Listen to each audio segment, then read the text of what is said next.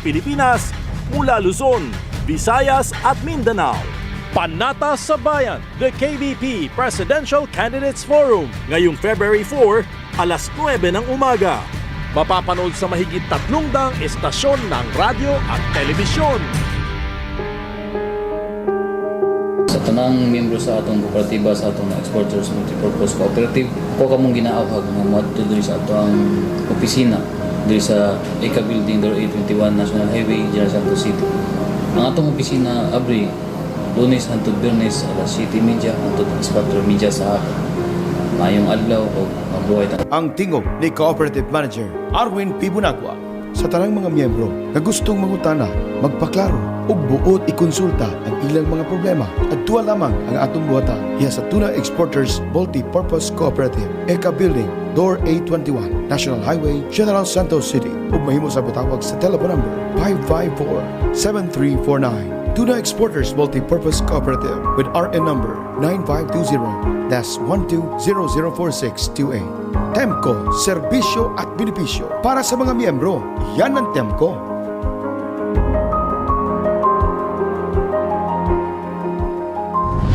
RPN Regional AM radio stations nationwide welcomes CNN Philippines, a first on radio. To bring you the latest news you can use, news you can trust.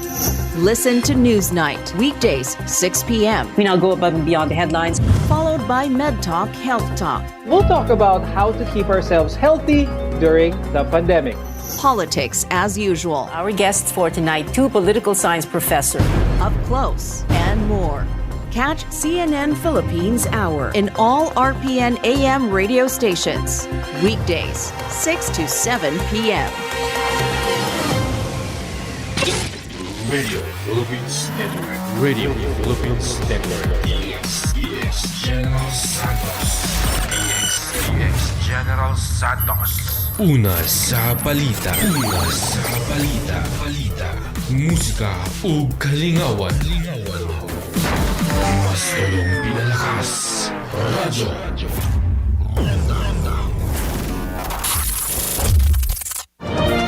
This is CNN Philippines.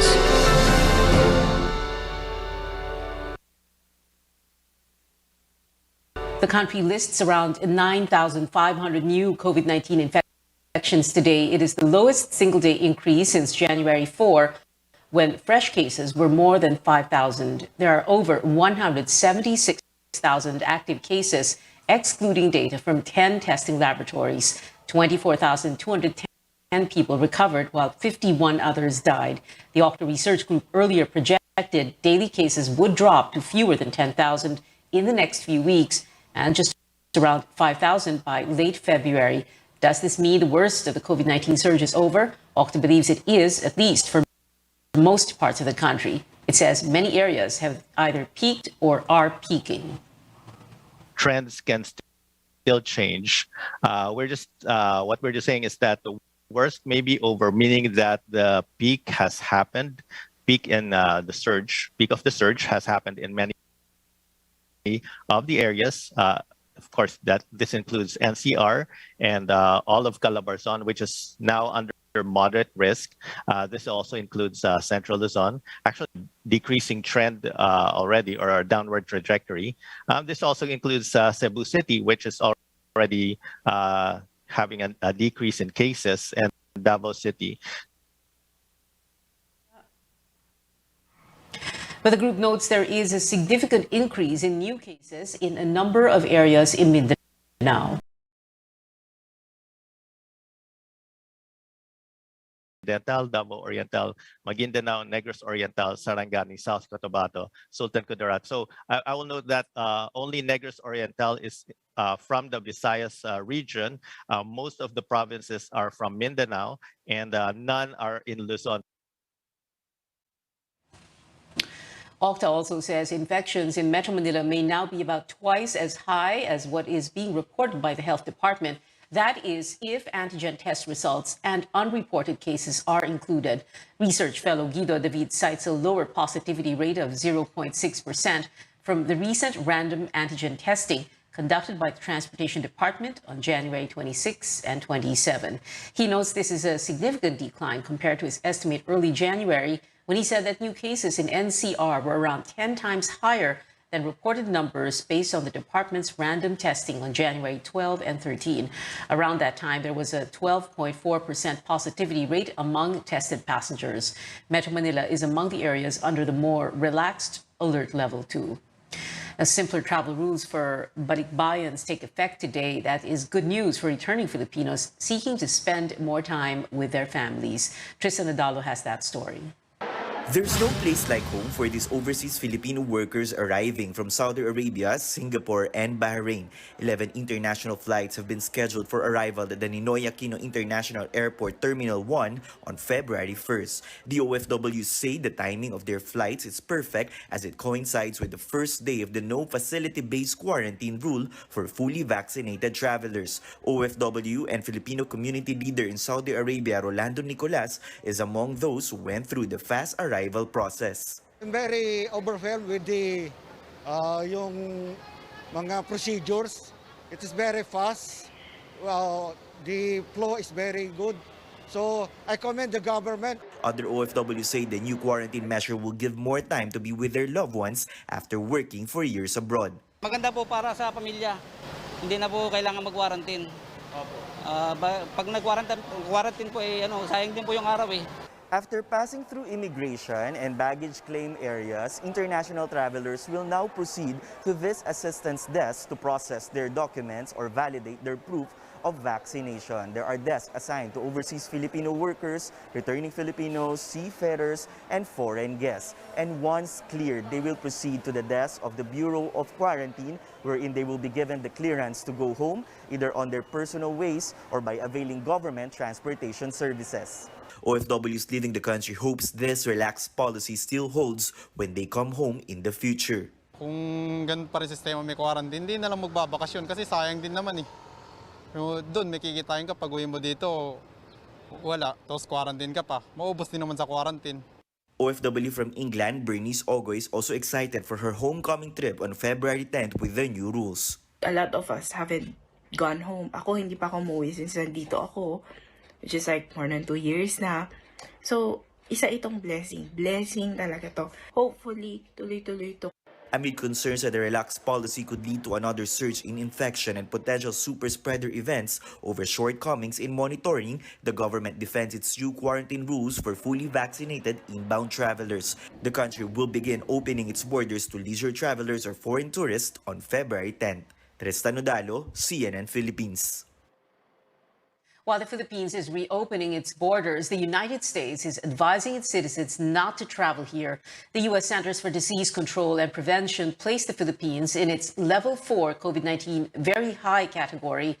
This means 500 cases per 100,000 residents have been recorded in the past 28 days. Aside from the Philippines, there are nearly 130 other countries also on the list. U.S. authorities remind Americans to reconsider traveling until they are fully vaccinated. In other global headlines, a new COVID-19 vaccine may soon be available in the United States. Novavax has formally requested the U.S. Food and Drug Administration for an emergency use authorization. The biotech company says its 2 large clinical trials show its doses have an efficacy rate of about 90%. Novavax uses a more traditional vaccine profile than the Pfizer or Moderna shots, which use mRNA technology. It also includes a small dose of lab-made COVID-19 to stimulate immunity. If approved, Novavax would be given in 2 doses, 3 weeks apart. The Moderna COVID-19 vaccine, meanwhile, has received full approval from the U.S. FDA. This makes it the second vaccine alongside Pfizer to have been granted full authorization. Moderna has named its COVID-19 shots Spikevax. So far, it is only approved for use on adults. As vaccination efforts continue, a city in the U.S. is removing its mask mandate this week. Beginning Friday, Denver will no longer require people to cover their faces or prove vaccination to enter businesses. They will only need to wear masks in schools and daycare centers. Denver Mayor Michael Hancock explains COVID-19 cases and hospitalizations are down in the city. He says the mandate may come back if those numbers rise again. And over in Canada, Prime Minister Justin Trudeau has tested positive for COVID-19. He says he's feeling fine and is working remotely this week following public health guidelines. At least one of Trudeau's children also contracted COVID-19. His family started isolating days ago after being exposed to the virus. They're staying in an undisclosed location as people opposing health restrictions are protesting in the capital, Ottawa. Coming up on Newsnight, how is the government preparing for the reopening of borders to foreign tourists next week? Stay tuned.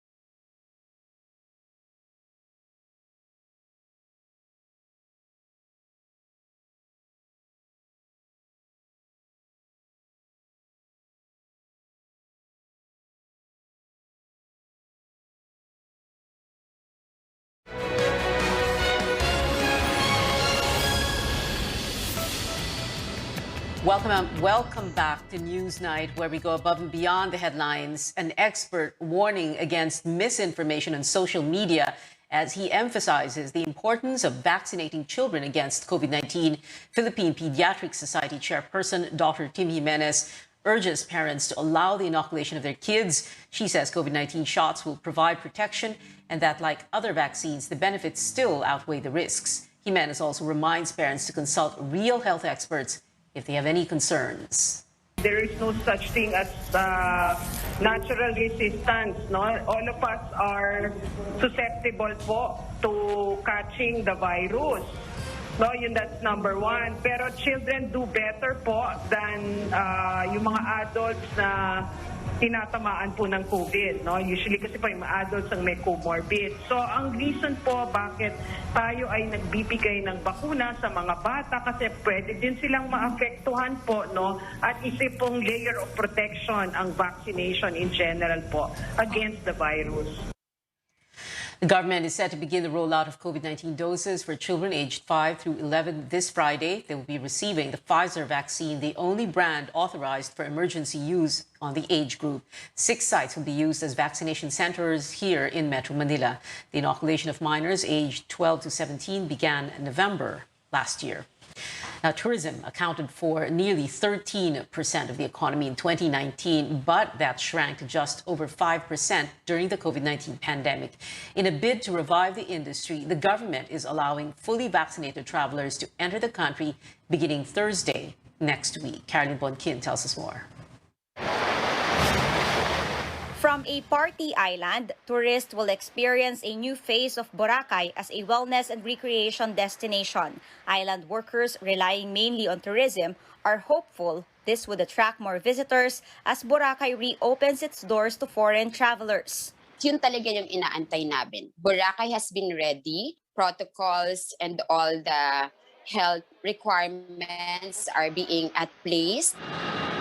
Beginning February 10th, fully vaccinated foreign tourists will be allowed to enter the Philippines without undergoing quarantine as long as they test negative in an RT-PCR test within 48 hours before departure. This is welcome news for an industry that's been badly hit by the pandemic. As soon as the Philippines announced that magbubukas tayo, yung email daw nila punong-puno na raw ng mga inquiries na gusto nang pumunta dito. Officials are optimistic precautions like daily temperature checks, mandatory wearing of masks, vaccinations, and social distancing measures can curb the spread of the virus. We already, unlike nung 2020, hindi natin alam kung ano yung do's and don'ts. Pero ngayon, meron ng best practices that we can adapt from other countries. All tourism workers have been fully vaccinated except those in Siargao after Typhoon Odette halted vaccinations. All tourist destinations will be open to foreign guests except for Siargao Island that's still recovering from devastation. In Boracay, tourism workers have gone through refresher courses. The island has a safe travel stamp from the World Travel and Tourism Council, which means it has adopted global health standardized protocols much needed this pandemic. Like yung sa mga skills enhancement ng mga tourism frontliners natin para at least pagdating ng bisita, at least kumbaga refresh sila and how to handle tourists in the new normal. Wala na kaming masyadong physical contacts with the guests. Tour guide will be required na lang during the activity upon their arrival at the hotel. Secretary Puyat assures workers' safety are a priority as the industry recovers from loss of 1 million jobs. Caroline Bongkin, CNN Philippines. The country was supposed to allow the entry of international tourists in December, but that was halted because of the Omicron surge. Beginning today, meantime, fully vaccinated Filipino tourists and returning residents may enter Boracay Island in Aklan even without a negative RT-PCR test result. Aklan Governor Florencio Miraflores believes the province is again ready to loosen restrictions with COVID cases steadily going down. Aklan is currently under alert level 3.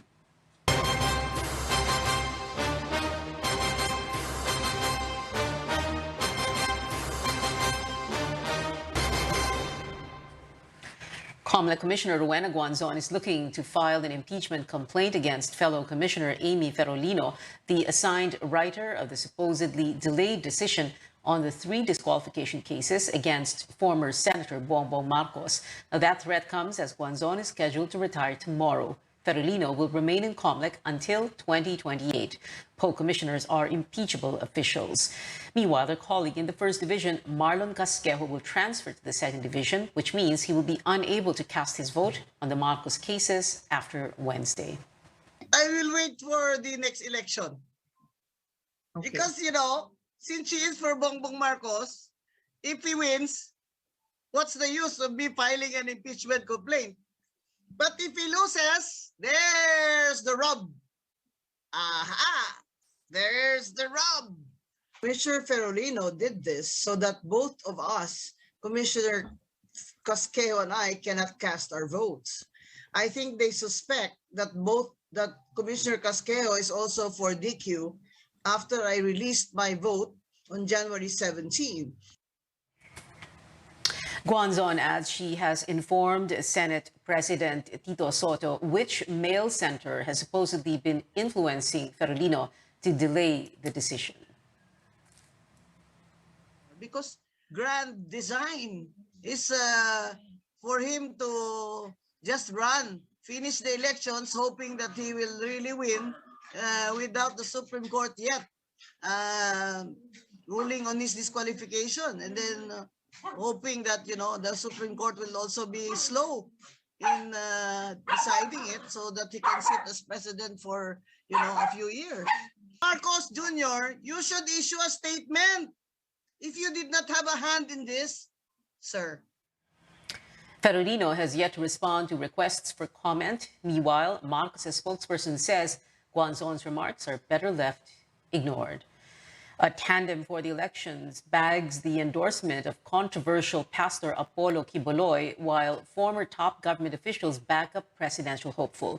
Rex Remigio gives us an update on aspirants 97 days before the Filipino votes. Controversial Pastor Apollo Quiboloy is officially endorsing presidential hopeful Bongbong Marcos and his running mate Davao City Mayor Sara Duterte. Quiboloy believes the tandem and its senatorial aspirants will win by a landslide in the May polls. Quiboloy had also endorsed Sara's father for president in 2016 and former Senator Mar Rojas in 2010. At ngayon na siguro ang panahon para ilahad ko sa inyo ang aming suporta.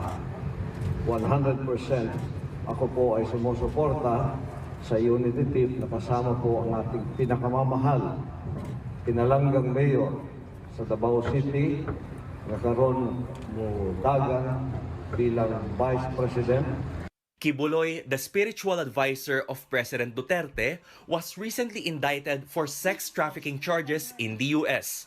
He is the founder of the Kingdom of Jesus Christ, the name above every name, which claims to have 6 million members around the world. More former top government officials are endorsing Vice President Leni Robredo's presidential bid. Most of them, former cabinet members, military chiefs, and diplomats, serve under the administration of the late President Noynoy Aquino. In a joint statement, they say Robredo has all the qualities of an ideal chief executive and armed forces commander-in-chief. Senator Ping Lacson wants government to minimize the importation of agricultural products to ensure food security. The presidential aspirant says this will also help local farmers and raisers to increase their productivity. Ang unang solusyon natin, import kagad.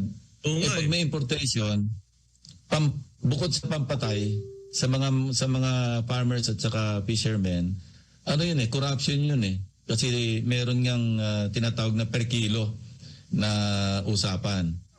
Manila Mayor Isko Moreno promises to cut by half the excise tax on petroleum products and tax on electricity. Moreno believes this will raise the income of farmers, fisherfolk, and even consumers as prices of basic goods go down. If he wins, he vows his administration will also buy the surplus produce of farmers at right prices to assure them of income. Calyodi de Guzman is calling for humane pay hikes for all workers to help families cope with rising prices. He says the idea of a national living wage should now be discussed. Rex Remigio, CNN Philippines. 64 aspirants are vying for 12 Senate slots this elections, 3 of them all standing for human rights, took part in the weekly senatorial forum of CNN Philippines. Paige Javier gives us the highlights. The fight continues for 3 aspirants who failed to clinch a Senate seat in the 2019 elections. Former Congressman Nery Colmenares, human rights lawyer Chel Diokno, and civic leader Samira Gutok were the latest hopefuls to woo voters. The 3 are known human rights defenders, so it was no surprise they opposed a proposal to require adult Filipinos to train and serve in the military. From the Muslim Filipinos, that will be a bit of insensitive to our women who have certain limitations in physicality of movement and even publicly mixing with our men. I disagree with that completely. The students doesn't need military training, especially if the teachings for the youth is for repression. I'm totally against the mandatory military enlistment. Hindi na ba tayo nadala doon sa mga nangyari noon na mga hazing, mga corruption? On problems arising from the growing population, the senatorial aspirants believe the solution goes beyond the reproductive health law. Kahit lumaki pa ang population natin, kaya naman basta tama lang ang pamamahala ng gobyerno. Wala lang korupsyon. May mga hanap buhay ang taong bayan. Aside from doing a lot of family planning, education, we also have to make sure that the present population, especially those of working age, are provided with enough jobs. Importante po that we as Filipino households ay alam natin how it relates to management. Reproductive health is one mechanism. The 3 also agreed on other key issues. They answered yes to making public the Statement of Assets, Liabilities, and Net Worth, or SALN, of government officials, resuming talks with communist rebels, and running for the Senate in the absence of pork barrel. However, they opposed the reimposition of the death penalty for drug-related crimes. Napakataas po ng cost ng medical needs ng ating mamamayan. Kaya libreng gamot at libreng paggamot. May budget para dyan. Gusto ko sana mangyari ay magkaroon tayo ng libreng serbisyong legal sa bawat baryo. Gusto ko rin isulong yung isang pandemic management law. Kinakailangan po talaga ng sistematiko, science-based, research-based na responde sa crisis. And it's not just a National Disaster Risk Council, but a department. More aspirants will lay down their plan of action in the weekly senatorial forum. With less than 100 days left until the elections, information on our future leaders is needed, now more than ever. Paige Javier, CNN Philippines.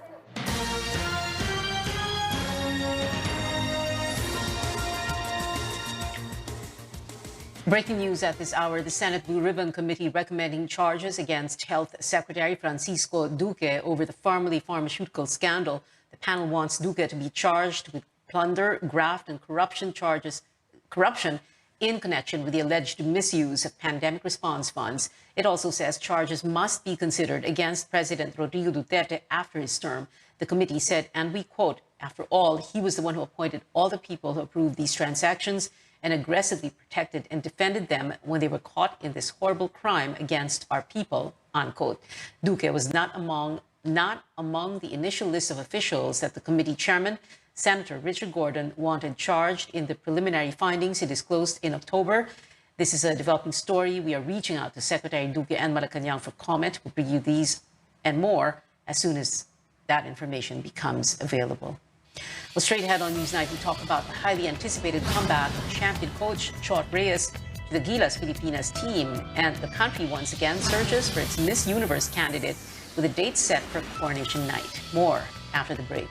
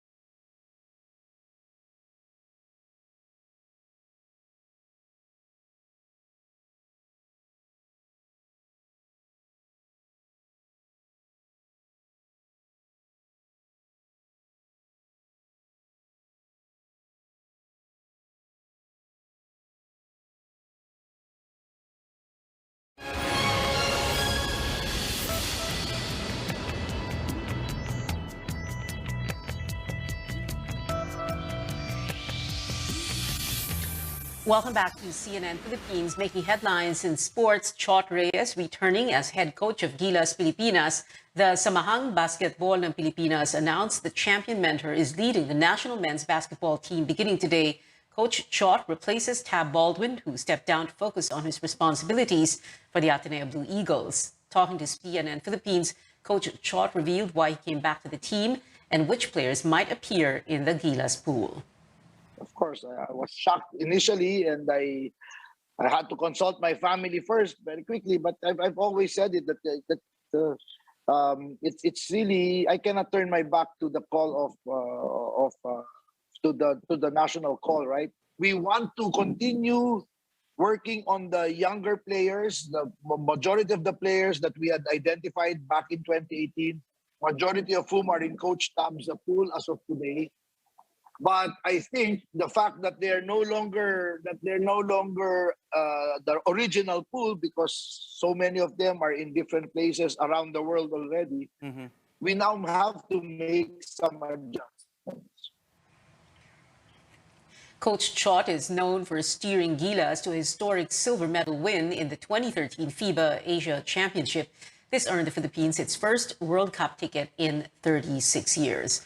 And from the court to the pageant stage, who will follow in Beatriz Luigi Gomez's footsteps to vie for the Miss Universe crown? We'll find out soon, with the coronation night set for April 30. Screening for Miss Universe Philippines begins this month. Like last year, there is no minimum height requirement for aspiring queens. The application period closes on the 15th. Speaking of queens, from her success in music and makeup, Rihanna is taking on a new challenge, becoming a mom. The 9-time Grammy winner is expecting her first child with rapper A$AP Rocky. People magazine reports the 33-year-old debuted her baby bump in New York City over the weekend. In March 2020, Rihanna told British Vogue that she saw herself having 3 or 4 children in the next 10 years. And back here at home, Filipino-Chinese communities marking the beginning of the Lunar New Year today, February 1st. But for the second straight year, they will have to let go of the usual festivities because of the COVID-19 pandemic. In Chinatown in Manila, the famous lion and dragon dances, firecrackers and fireworks displays, and other public activities are prohibited. But with or without those big events, we can still ring in the year of the water tiger with our loved ones and our favorite tikoy and red ampao for good luck. Gong Shi Fat Chai and Kung Hei Fat Choi. And that is it for now. Join me again on News.ph at 7 p.m. and Politics as usual at 8:30. I'm Pio Ontiveros for Newsnight, where we go above and beyond the headlines.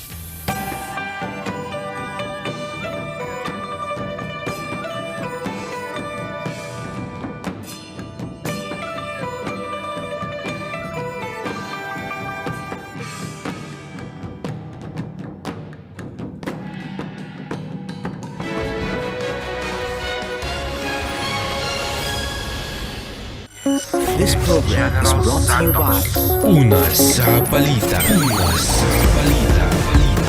Musika o kalingawan. Mas tulong pinalakas. Radyo. Mga balita sa Kapitolyo sa Sarangani.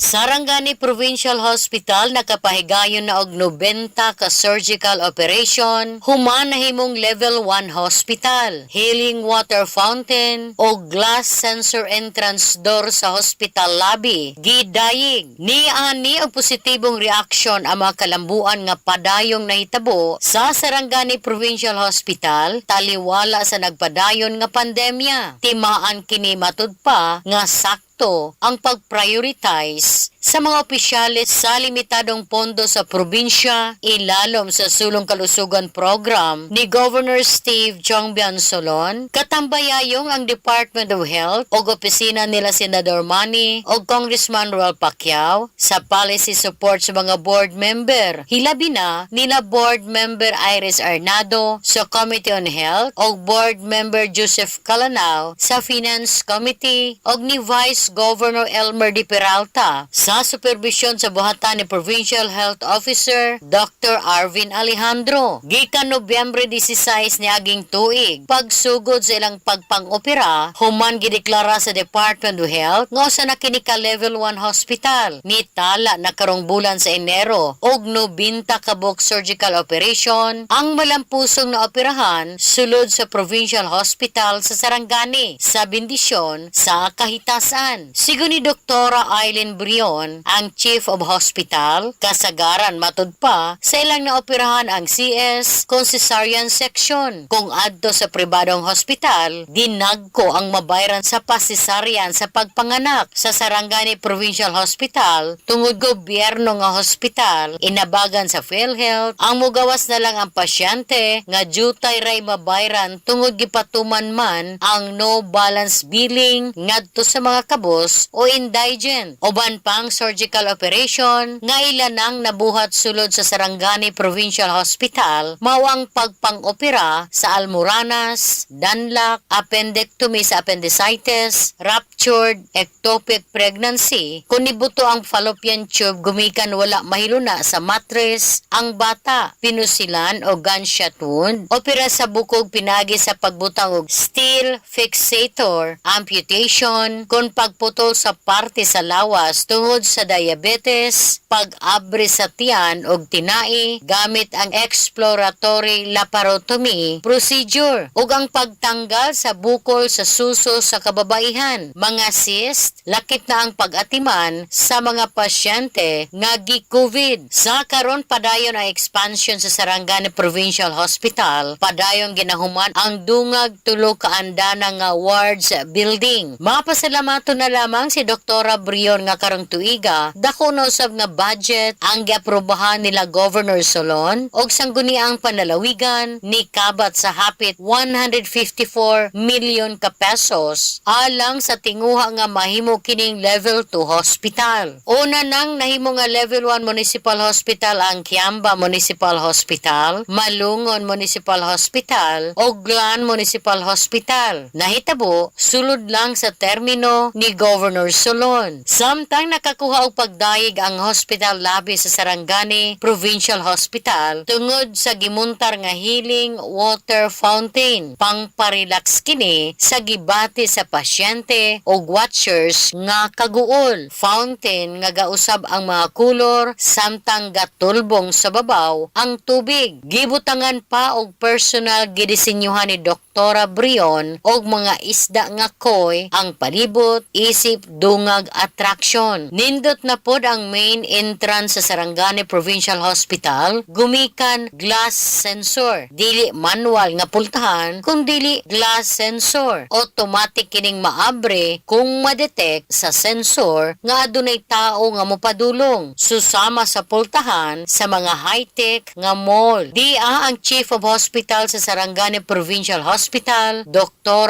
Eileen Brion. After the level 1 was announced, tripled the number of patients. As part of the requirement of the level 1, surgery and then mga complicated medical cases. So we're able to cater that, and especially for OB. So yung mga high-risk pregnancy, CS, so expect talaga na nagdumagsa talaga yung patient. Mostly kini na mga tao nagsuffer ni sila for a long time kay because of financial constraint, no? Kay very expensive naman gid kayong operation karon. So they are really waiting na kung asa sila makakita og barato or libre. So mo tong nag-abot gid ang mga magpa-opera diri, no? Especially ana ng mga cases. Mga balita sa Kapitolyo sa Sarangani. Radio Philippines Network. Radio Philippines Network. DX General Santos.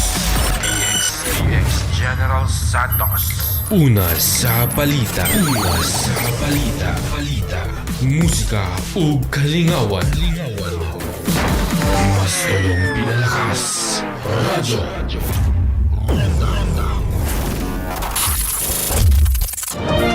This is CNN Philippines.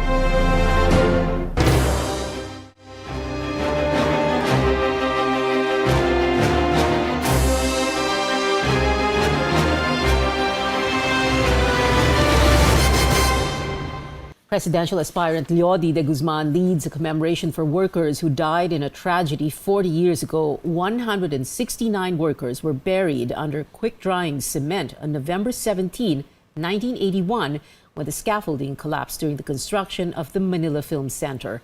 De Guzman, a labor leader, called for justice for the victims and slammed the so-called golden age of infrastructure during the Marcos administration. De Guzman and his supporters also offered flowers with messages saying, quote, "Never again" in front of the theater. Let's now have an up-close conversation with Ka Leody himself. Good evening po, Ka Leody, and welcome to Newsnight. Magandang gabi, Pia, at saka sa iyong mga tagapanood.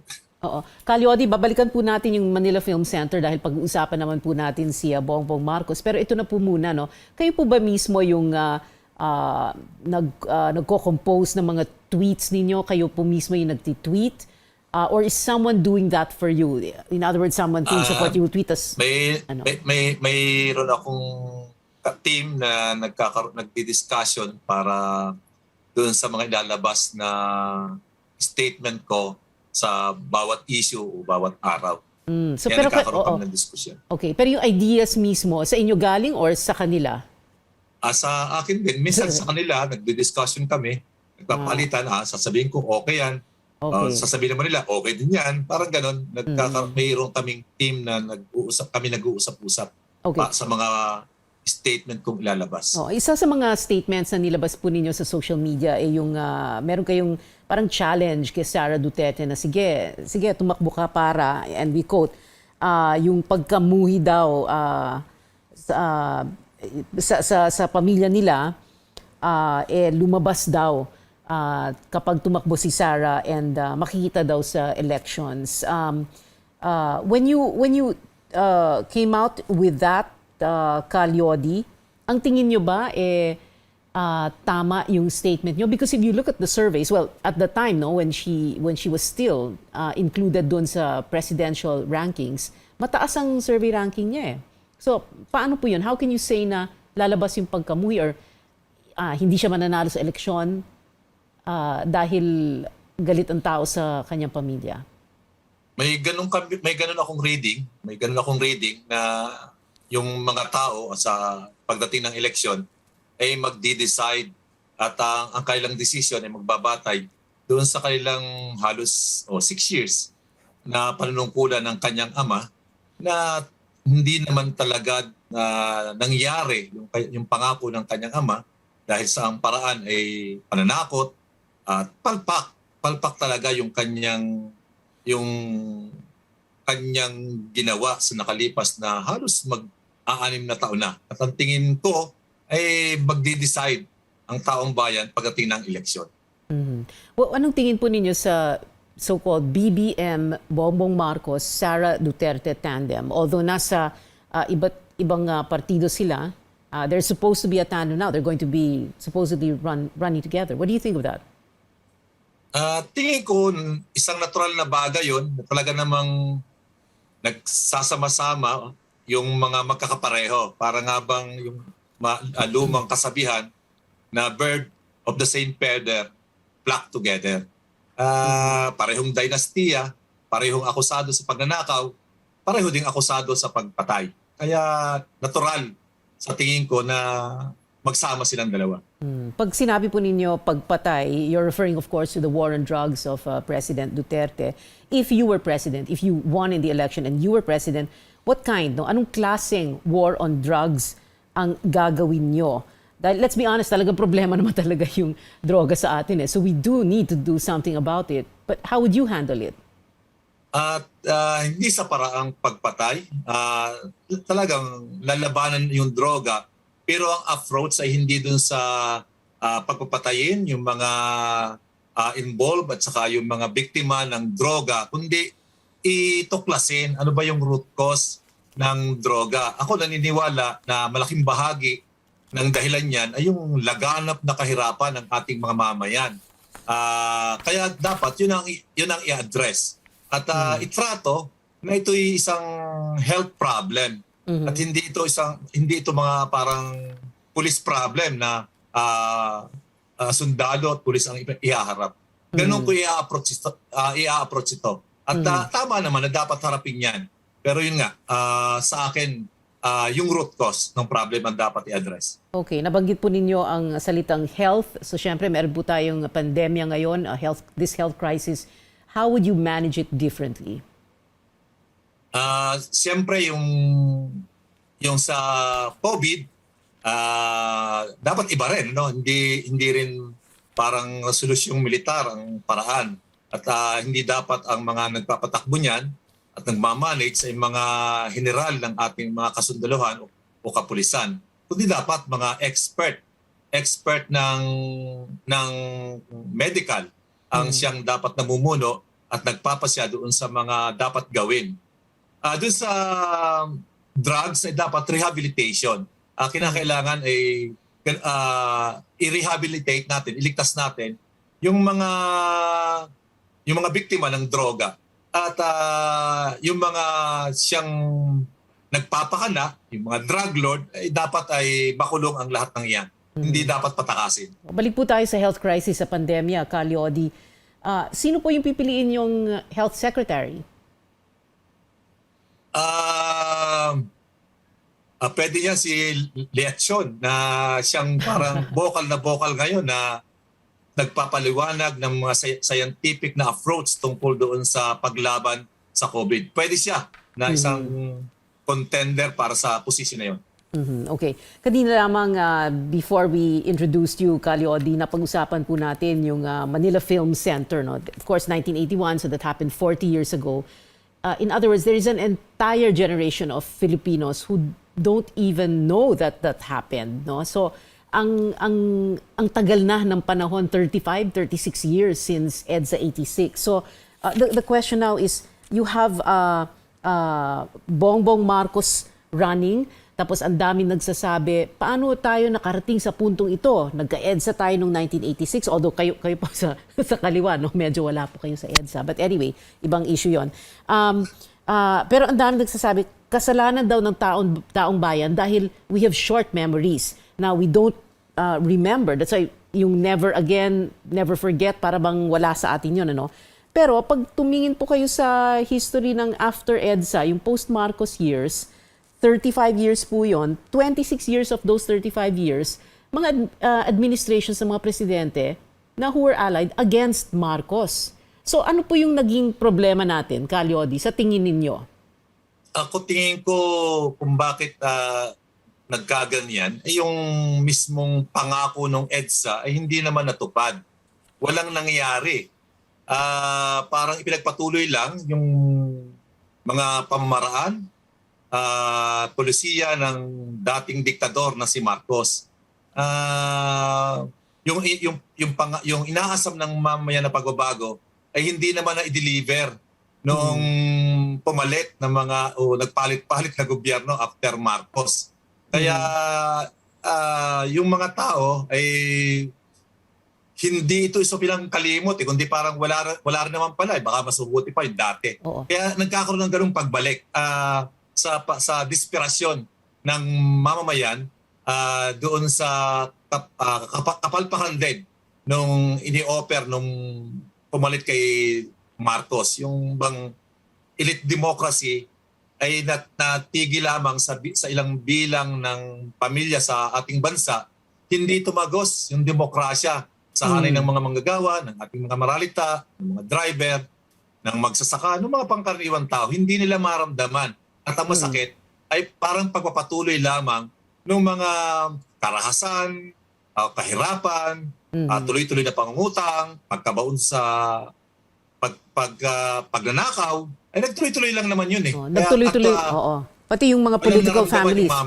Political families, nandun pa rin sila, no? In the post-Marcos Congress, for example, andyan sila lahat. But Calyodi, are you saying na you agree with political analysts when they say that this election could be a referendum on EDSA and not just the Duterte administration? Because you have Marcos, who has 40% of the vote in the latest survey, in the latest survey rankings, above 40%, di ba? Yung pagtaas ng rango ni Marcos o ni Sara, may malaking factor diyan yung perang pinapakawalan nila. Grabe kasi yung perang pinapakawalan para ipatampukin o baguhin, revise yung buong kasaysayan ng panahon ni Marcos. Kaya parang nabobola, nalilin lang yung ating mamayan using yung kanilang perang ninakaw nung panahon ng kailang panunungkulan. Calyodi, itutuloy po natin itong conversation na ito after the break. Still ahead on Newsnight, like we said, we're still going to get Calyodi de Guzman's take on several issues. And Ay hatid sa inyo ni Engineer Sterling Sanyado. Ang kuya sa dakbayan sa General Santos.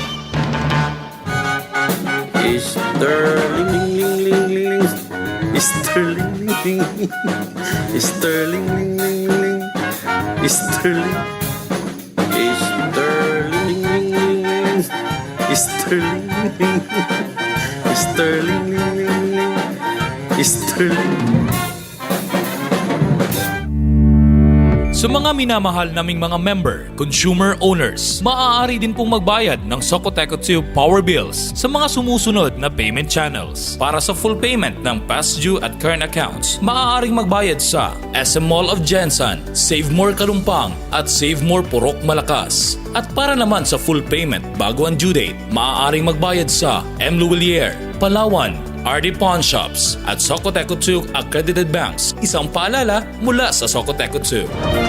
This is CNN Philippines.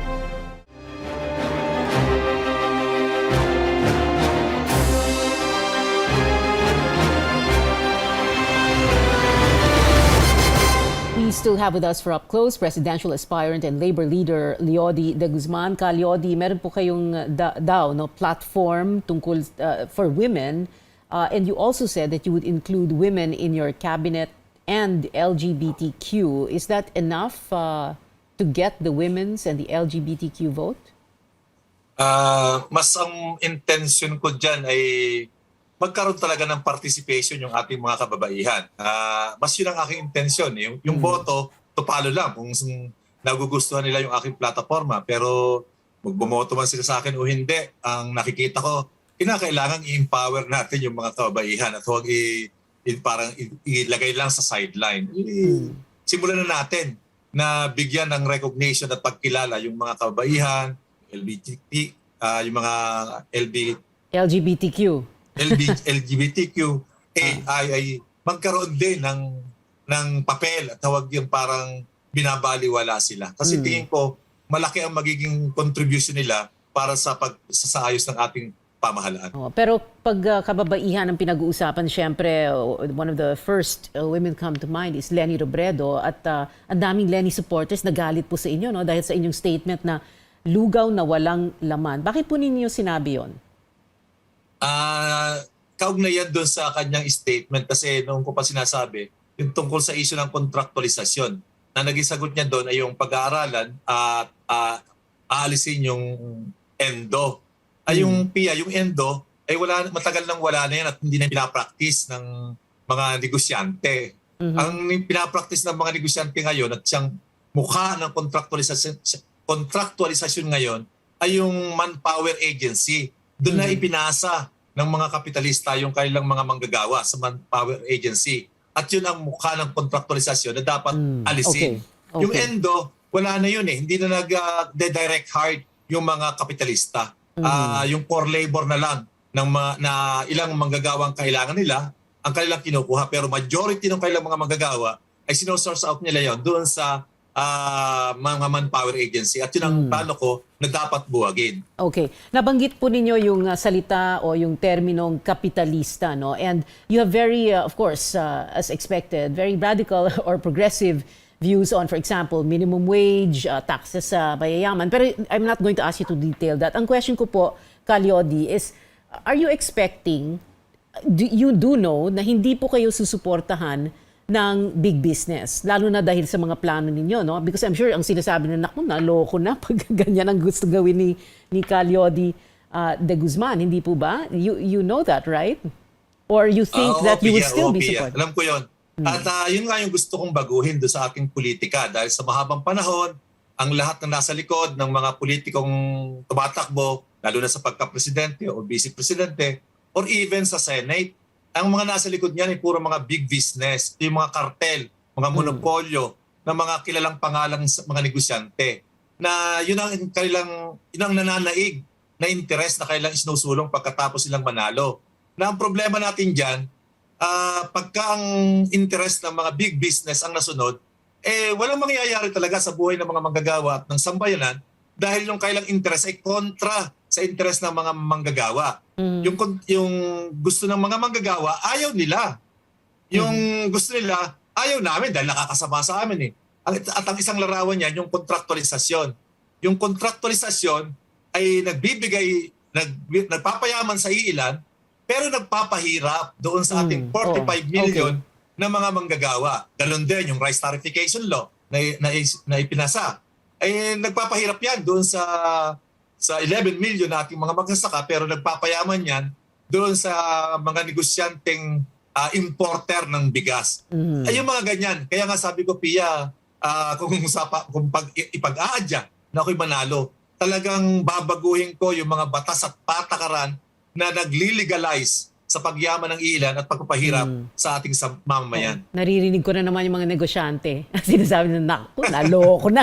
Okay, pero Calyodi, ito, mga yes or no questions na, and you know, syempre people are saying, statement run kaya ito kay Calyodi. But anyway, yes or no lang po ang sagot, wala na pong explanation. Number 1, do you favor easier public access sa mga SALN of the President, Vice President, members of Congress? Yes or no?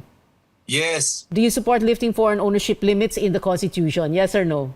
I can guess. Pakiulit, Pia. Do you support lifting foreign ownership limits in the Constitution? No.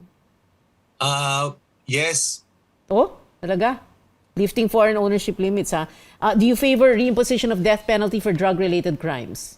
Yes or no? No. Should a sitting president be allowed to run for VP in the next election? However, medyo na-overtake na po yun. Never mind, kasi tatakbong senador si President Duterte. Our next question. Dapat hindi. Do you favor resuming peace talks with communist rebels? Yes or no? Yes. Yes. Okay. And then, should the country be more aggressive in protecting its maritime interests in the West Philippine Sea? Yes or no? Medyo magulo. Ay, sorry. Pakiulit. Should the country be more aggressive in protecting its maritime interests sa West Philippine Sea? Yes or no? Yes. Yes. Okay. Yes po ang sagot ni Calyodi de Guzman, ang ating guest ngayong gabi sa Up Close dito po sa Newsnight. Maraming salamat po sa inyo, Calyodi. Thank you very much. Maraming salamat, Pia. Maraming salamat.